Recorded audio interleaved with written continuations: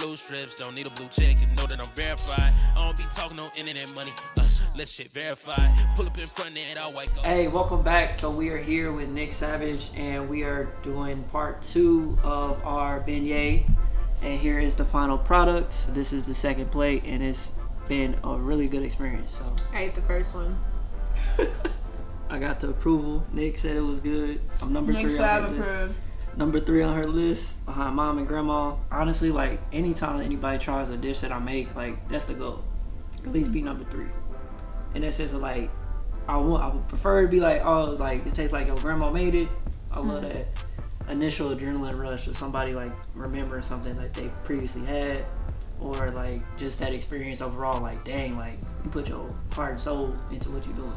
Well, that's how you know you're good, because you've been to NOLA and never had beignets there, but you could still, if you captured the actual dish itself, like it's very bread like a roll, but it's got like that pretzel-y texture to it, and that's what a beignet is. It isn't just the dish, because I mean a beignet could be a donut, can be like a puff with them little pastries. It could be a scone. It's all the same thing. It's just how you prepare it, and you did a really great job at capturing like what a beignet is. Yeah, like my dad said he personally didn't like them. I'm just like, what you mean? Like now I like had it. I'm just like, what you I started about? twitching.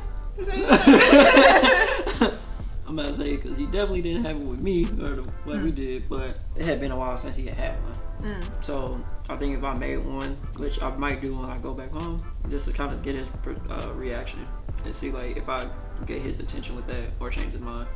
And like I said earlier, it's just like, you know, funnel cakes, and like, they're all like prepared the same. It's just getting it that perfect. Like, look at this. This is just amazing. This is a pretzel means like a corn dog. Like, you know how that does not sound good at all. But like how like you like when you bite into a corn dog, like the crust. Yeah, the crust. Like it's that texture, that roughness, like that initial like breakthrough to the sweet like pretzel. But it's not a pretzel. It's a beignet. I feel like I just touched your soul a little bit. Just not a little bit. It was just like, ooh. It's the beignets for me. We are also rocking our Yick style aprons. Brand new aprons. Just got them in yesterday. Mine looks better. Get this one. So, inspired. I just contacted her, met her in person. Saw she had her own personal brand. And I just asked her straight up, like, hey, like, can you do something for me in an apron? Because I've been trying to do the show, like everything else. Like, I wanted multiple because I want my guests to be, like, feel at home. Like, this is me. She's, like, asking me, like, different colors and everything else. I'm like, do whatever you think is right. Oh, and these aren't just, like, you know, your regular aprons. These are pretty nifty. They got, like, the fasten and the belly. These are really cool. You can tell there's a lot of, like, thought put into the design. I'll wear it as a shirt. I do want to know, how the heck haven't you had these? Like, so when I went, it was for a bachelor party. We were heavily intoxicated pretty much the entire time I was there. From sun up to sundown. Just dived into it. Pretty much. Like, I barely ate. It was bad. Jesus, can you pass me a bottle of water? One water coming up. Jesus. How do you think you got so good at making the dish if you never had it, like, there? Like, where, you know, where it originated? Like, was it just the research? Like, how did you dive into? It's the research. So it's the research I do. Like, when I find something, I'll immediately just try to find like multiple recipes. So say if I personally don't have a recipe for something, I'll look at various recipes, think of the stuff that I've done in my past, and like, okay, like I can follow I know the steps to make something after I review it just once. So I can do that myself, and like, okay, like I like certain things about this. So like for a cake, for example, like people put sour cream in a cake. You would never have a sour cream in a cake with me, ever.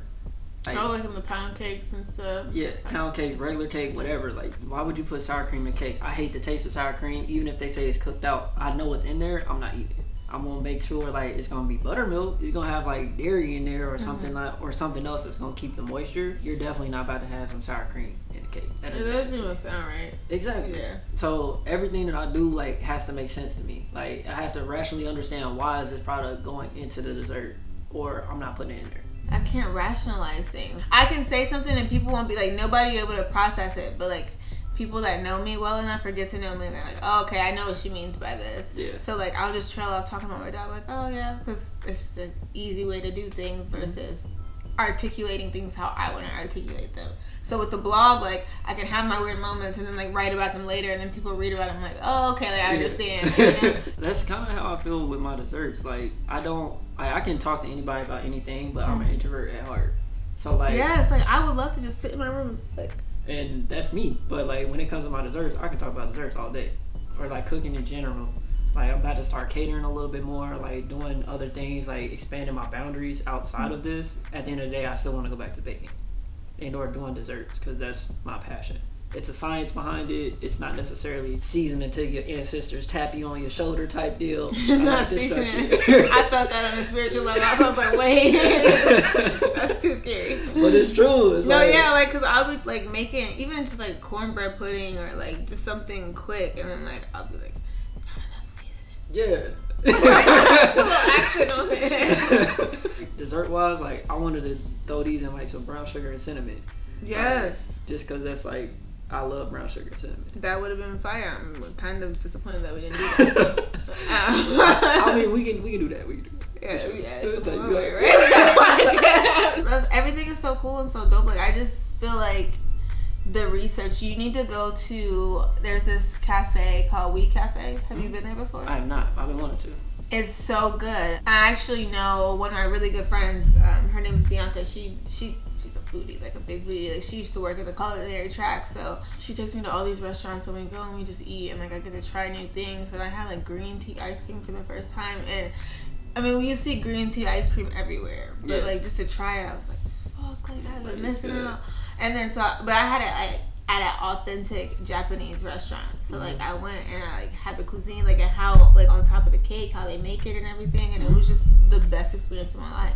Like I can't talk about anything like I can talk about food. Like I can tell you, like so you can ask me 1,000 questions all day. The only 3 things that I will know any time of day: what I'm wearing, what I want to eat, and like what I want to drink. People are talking like, oh, like you know, alcohol or whatever, and I'm like, no, like people drink a lot, but people drink to get fucked up. If I drink, I'm drinking with food. Like I want to like what's gonna pair well with this. Like I'm just gonna grab like okay, like I know like I'm about to order this, so this is gonna pair well, or like. Oh, I'm going to a Japanese restaurant. I'm gonna do a sake bomb, like, but I'm gonna order all this food to absorb it. Like, food is it. Like, as soon as I saw it, I was like, "We're making beignets, aren't we?" So Nick didn't know anything at this point. She told me she wanted to be surprised. I'm glad I pulled it off because I was stressed. Oh yeah, because I'm a hard person to read. Like I'm really weird. I'm really awkward, if you can't tell. So we had like a 15-minute conversation, and at the end I was like, just don't even tell me. Based off of this, like these brief little things that you know about me, pick a dessert and let's see if I like it. I'm gonna eat anything because I'm a foodie, and I'll eat anything that like I'm not repulsed by. Which I eat octopus salad, so it's not a lot that repulses me. So I'll eat it, get through it or whatever, and I came in here and it was beignets. I'm just like, how the fuck did you know that? And like you didn't bring up the beignets like before. You said that your grandma had her own bakery at one point. So I was just thinking like desserts at that point. Yeah. Like, like the things ins and outs of that. And like personally like I was talking to Marcus a little bit, and we was talking last night because I drove by a beignet food truck, and I was just like. I want some beignets, but not just like no generic beignet. Like I want like something that because traditional. BJ's Brewhouse generic. Yeah. But like LA, like talk about LA. Like how did you get out here? Oh, so my cousin got a job out here. So we're both from Indianapolis, and then we actually paired with another one of our friends. And all 3 of us, it was like right before my. You talking about Marcus? No, it's a different. Oh, okay. So my cousin's name is Jared. My other friend's name is Shakia. We were all at dinner one night in like January of 2017. Like I remember it specifically because we were all kind of like fed up with what we had going on in Indianapolis, and we were all just kind of venting. I think it was Shakia's idea of just like let's go to Texas. So Dallas. Everybody's been going to Dallas. Well, we thought of Houston first. Oh, okay. I had visited like before, so I had a little brief experience, but it wasn't nothing serious. That's fun. And for me, like I was fed up with what I was doing. Like I had just started Reed Family Baking, and I was just like, what can I do to like change my life? in that sense. And I had already traveled to 40 plus states at that point from a job that I previously had. And I was like, the country has way more to offer than Indianapolis has for me. And at that point, I got that exposure, was working full time, had a great job. Like, they about to make me a manager, all this stuff. And I was like, I'm not happy. Same. I can't force myself into this lifestyle and be complacent when I know that there's so many other things that are out there. So we had that conversation in January. July, he had got the job offer to come to California, even though we had already set the rules, like basically was looking for jobs, housing, and everything else in Houston. August comes around, he has to be here in like 2 weeks. We moved out here August 17th, 2017, and I've been here ever since. Like, That's a long time ago. I've went through more in the last 3 years in that sense, in like my head and everything else that I've experienced than I ever did in Indianapolis. So I was born and raised there, went to college there, like everything. I left all my family there. Like all I had was Jared and Shaquille when I first moved out here. For me, at that point, I was like, this is a transition in my life. I just need to commit to it. And like that first year was tough. Like I was like ready to go. Yeah, that's what happened to me last year. I was working at Enterprise. Same, I worked at Enterprise too, first year. Yep. I graduated from NC State in 2017. Then I worked at Enterprise, and I worked there for about like a year and a half. And then I was like, I'm ready to go. Y'all gonna transfer me or what? Yeah. And basically they were like, yeah, like we'll transfer whatever. My manager kind of like, he wanted me to stay, so he waited to my last top. Well, he waited to my last top half fell off, so I couldn't transfer. Yep. And I was like, oh no, like I'm quitting. I'm taking all my vacation days. I rented used like 50%. Rented a minivan, packed everything I could, took all my vacation days. In my first 2 months, I was still getting paid by Enterprise. Hey. Right. and then I told them like, oh, I'm not coming back. Yeah, so Another lifetime. worked at Enterprise, came out here, just been doing whatever because I was like, I got, like I want to live like. And for me, LA wasn't. It was never like, oh, I just want to go out here to be this, or I want to go out here and do this. LA is just was a means to an end. Yeah. For me, I want to go overseas. And for me, LA has all of the geography of the United States. You have your mountains, you have the snow, you have the beach, you have the desert. It's everything. And so I was like, I want all of this before I leave, because if I leave, I'm probably not going to come back. So I'm going to go to Bali. Yeah, I'm moving over to Bali for 3 months, and then I'm going to Italy for like a couple years, and then if I like Italy, I'll stay. If not, I'll go to the UK, come back here for a little bit, and then go probably Australia or somewhere. Oh wow! So why go international? Like, what made you want to go international versus staying in the States? Because I've always been weird, and that's the thing about Indiana too. Like, I'm so good at articulating my words on paper and like writing them out, just because I learn from my experiences and I try to experience a lot of things. There's a lot of people like from the Midwest or like really anywhere. If you're from, there's a lot of people in LA that have never left California. Yeah, that's true. And I'll be like, like, how are you? You've never like been on vacation, like you've never been to Miami, Atlanta, which I get you don't have to do because, like I said, you have everything here. But I'm all about my experiences and things like that. And you can't get that in one place. Yeah. And I don't know, like I've always been okay with being uncomfortable and like living outside of my comfort zone. And that's why I don't want to be a part of corporate America right now. Like I just want to do my own thing, and if it doesn't work out, because I'm in school, by the way. I'm not just wild and free. I'm going to school. I'm working my master's in psych right now. I'm going to school to be a therapist, which you can see. So like, talking. I will be able to fall back on a corporate job, like or the job you're supposed to have. Like your parents tell you, like there's no money in food, or like there's no money in blogging. But I tell my parents all the time, like I only have so much. I'm 24. I just turned 24. I only have so many more years that I can make bad decisions. Yeah. Because if I'm 30 and I'm doing this, that's not acceptable. But you used to in your 20s. Sideways. You said your dad did this, and then I love going to the grocery store. I get inspired by walking down like the cookie aisle or something like that. Like those little moments is like what makes me me. Like that's kind of like the goal of this is like to expand, network, and eventually have my own show.